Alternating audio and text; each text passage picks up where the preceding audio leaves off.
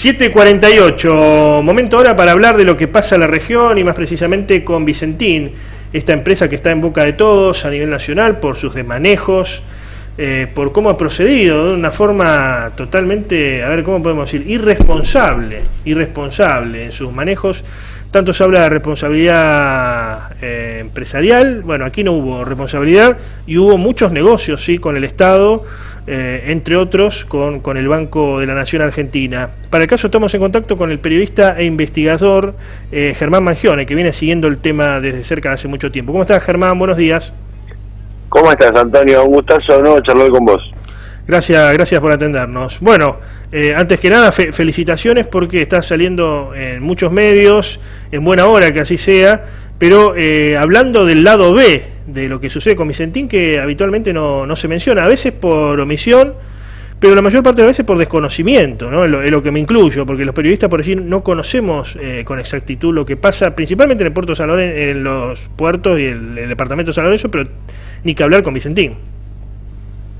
Sí, y vos sabés que me parece que no es solamente un problema de nosotros los periodistas o de un sector, me parece que también tiene que ver con una política que han tenido siempre estas empresas de mantenerse al margen de la luz pública, ¿no? Es un sector que históricamente tiene la tendencia a eso. Yo siempre comento y recomiendo un libro que se llama El traficante de granos, es un libro escrito por un estadounidense, se llama Dan Morgan, en los años 70, con la historia de los 5 grandes vendedores de cereales del mundo, que no son muy distintos a los que son hoy, ¿no? Cargill, Bunge, ADM, las grandes cerealeras de la historia en el mundo son las mismas que hoy dominan el mercado, y lo que Dan Morgan dice en ese libro, cuenta en ese libro, uno lo puede palpar, que es esa idea de empresas con origen familiar que siempre se han mantenido haciendo negocios con los alimentos y tratando de estar al margen de la discusión pública. Si uno lo piensa, cuando un lindo desafío es buscar algún comunicado, por ejemplo, de alguna de estas empresas en la crisis del 2008, en la crisis agraria del 2008.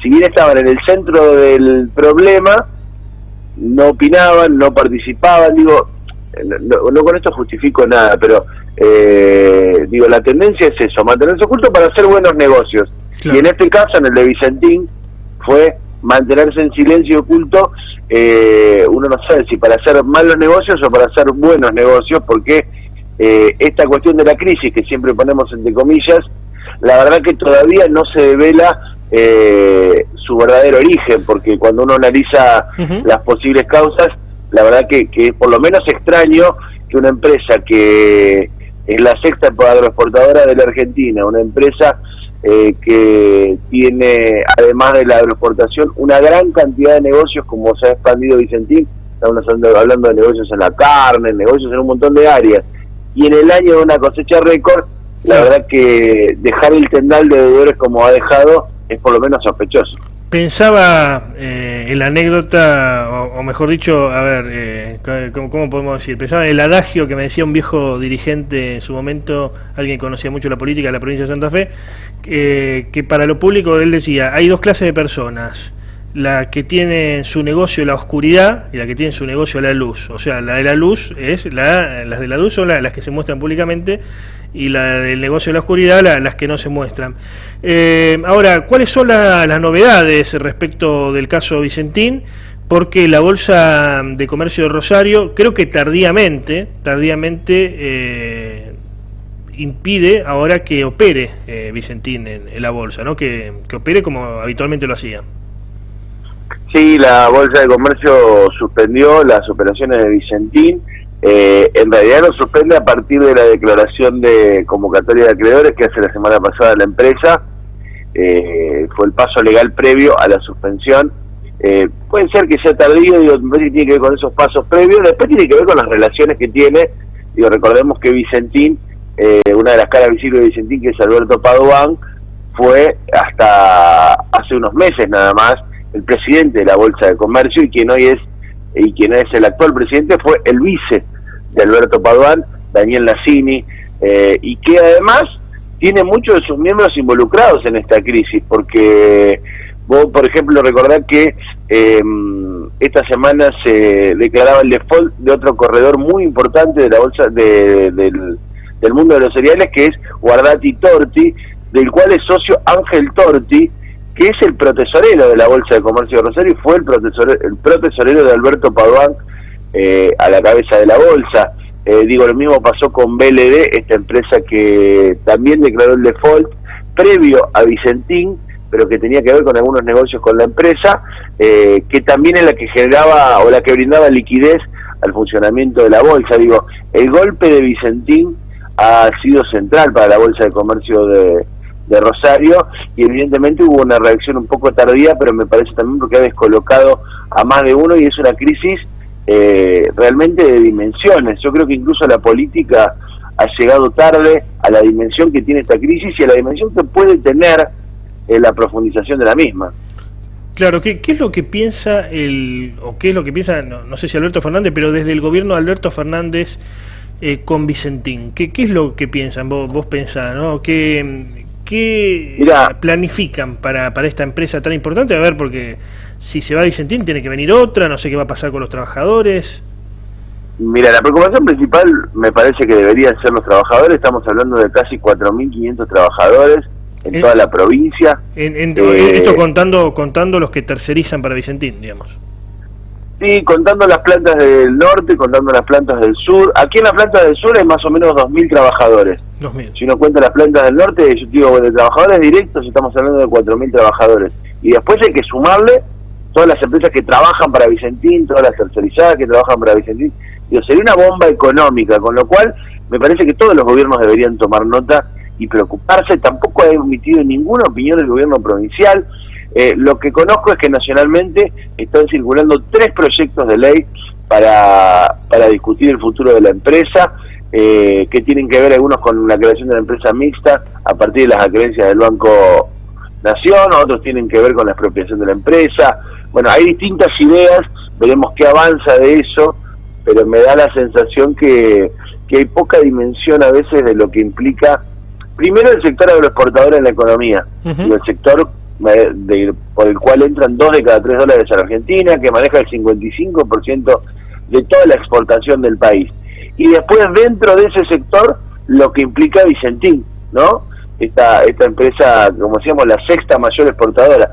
Me parece que a veces hay poca dimensión, y como te decía antes, claro, no es solo un problema del periodismo, en la política también. Sí, yo creo que hay, no sé cómo lo ves vos, creo que hay una fuerte dependencia de todo lo que tiene que ver con el agro, y por decir algunos nostálgicos dicen, no, que vuelva el IAPI, o sea, sería ideal esto. El IAPI, me refiero al Instituto Argentino de la Promoción del Intercambio, sí, que existió durante el peronismo histórico, que tenía como objetivo principalmente, compraba las cosechas a los productores, después la colocaba a buen precio internacional, y después el excedente se giraba a la ciudad, a la industria, que de esa manera se industrializó el país.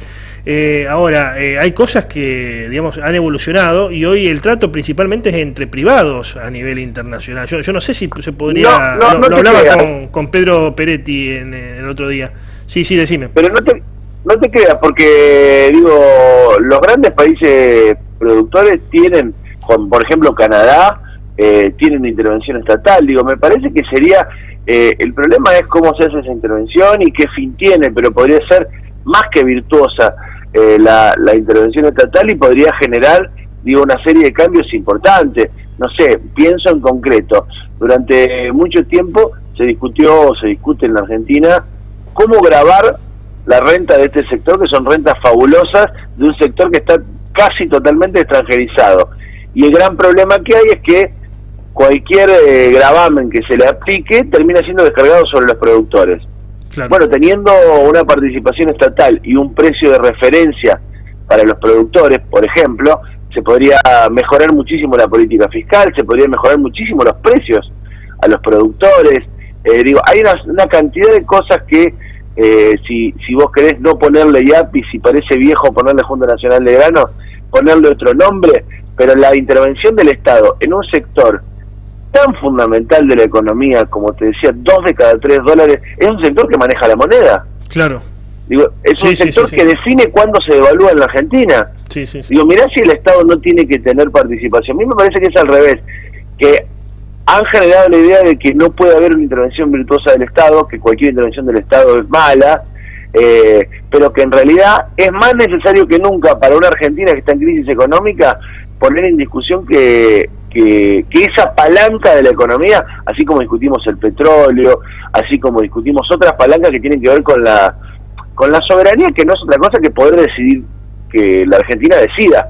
Digo, decidir el valor de tu propia moneda, me parece que no pasa de moda nunca, que no es moderno o viejo. Tiene que ver con una cuestión de soberanía, ¿no?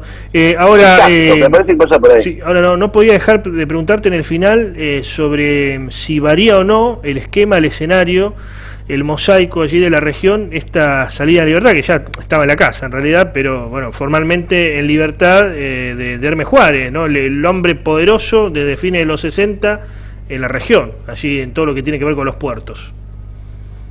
Mirá, me parece que lo que demostró la libertad de Hermes Juárez, y lo que demostró más que la libertad de Hermes Juárez, lo que viene demostrando la mala intervención de la cooperativa de portuarios, que más allá de todas las críticas que uno puede tener sobre la conducta o sobre la forma de dirigir la cooperativa o el sindicato, lo que había detrás de esta arremetida contra Hermes Juárez era una exigencia, un lobby de las grandes agroexportadoras por sacar del medio a un actor que le generaba gastos, molestias y que tenía un poder, o tiene un poder en torno a lo sindical y a lo empresario, como pocos tienen en el cordón industrial, frente a estas empresas, porque hasta ahora no se ha demostrado nada con la intervención.